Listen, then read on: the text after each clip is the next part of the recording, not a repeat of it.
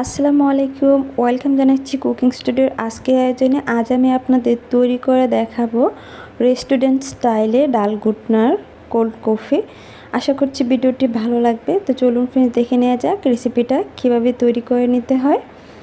তো প্রথমে তার জন্য এখানে আমি একটা বাটি নিয়ে নিচ্ছি আর নিয়ে নিচ্ছি কফি। আমি এখানে 2 টেবিল চামচের মতো কফি নিয়ে নিচ্ছি।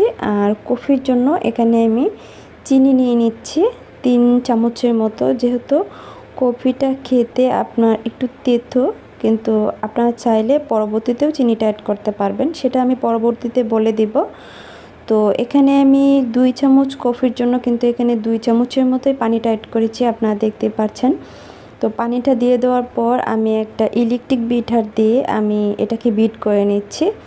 ইলেকট্রিক বিটার দিয়ে বিট করলে কি হয়, আপনার সময়টাও কম লাগে, খুব অল্প সময়ে কিন্তু এটা বিট হয়ে যায়। আপনারা চাইলে কাঁটা চামচ দিয়েও কিন্তু এটা আপনারা করতে পারবেন, তবে সময়টা একটু বেশি লাগবে। তবে আমি আপনাদের পরবর্তীতে দেখিয়ে দিব কিভাবে আপনারা কাঁটা চামচ দিয়ে আপনার কফির ফোম তৈরি করে আপনারা কফি তৈরি করবেন। তো আপনারা দেখতেই পাচ্ছেন খুব অল্প সময়ে কিন্তু এটা আপনার ঘন হয়ে গেছে। তো আমি আরও কিছুক্ষণ এটাকে বিট করে নিব।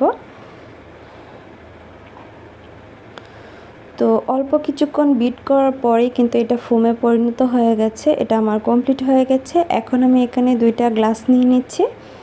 তো গ্লাসের মধ্যে আমি আগেই বলেছিলাম আপনারা দুধের মধ্যে আপনারা চিনিটা অ্যাড করে জাল করে তারপর কিন্তু এখানে মিক্স করতে পারেন। এতে কিন্তু আপনার কফিটা খেতে আপনার তেতো লাগবে না, ভীষণ ভালো লাগবে খেতে।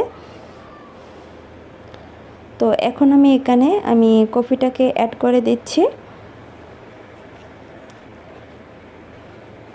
আর 2 চামচ কফির মধ্যে 2 চামচ চিনি দিলে কিন্তু এটা খেতে ভীষণ তেতো মনে হয়, আমার কাছে খুব একটা ভালো লাগে না। তাই আমি একটাতে সাদাই রেখেছি, আরেকটা আমি একটু মিশিয়ে নিচ্ছি যাতে 2টা 2 কালার দেখা যায়, দেখতে একটু ভালো লাগে। তো উপরে আমি একটু ডিজাইন করে নিচ্ছি, যেহেতু আমি এটা বড় কন্টেনার থেকে ঢেলে নিচ্ছি। এটা অনেকটা ভারী হওয়ার কারণে কিন্তু বারবার কিন্তু এটা নিচে চলে যাচ্ছে। তো এটা কিন্তু চিকন একদম পাতলা, আপনার কি বলবো, ওইগুলো দিয়ে কিন্তু উপরে ডিজাইনগুলো কিন্তু করে, তার জন্য কিন্তু দেখতে ভীষণ ভালো লাগে। তো এখন একটা টুথপিক দিয়ে আমি জাস্ট একটু ঘুরিয়ে নিচ্ছি। দেখার সৌন্দর্যের জন্য আমি এভাবে উপরে একটু ডিজাইন করেছি, কিন্তু তো ওইটা মুছে গেছে, আবার আমি নতুন করে ডিজাইন করেছি। যাই হোক, আশা করছি ভিডিওটি আপনাদের ভালো লাগবে। ভিডিওটি ভালো লাগলে চ্যানেলটি সাবস্ক্রাইব করার অনুরোধ রইল। সবাই ভালো থাকবেন আর আমার জন্য দোয়া করবেন। আল্লাহ হাফিজ।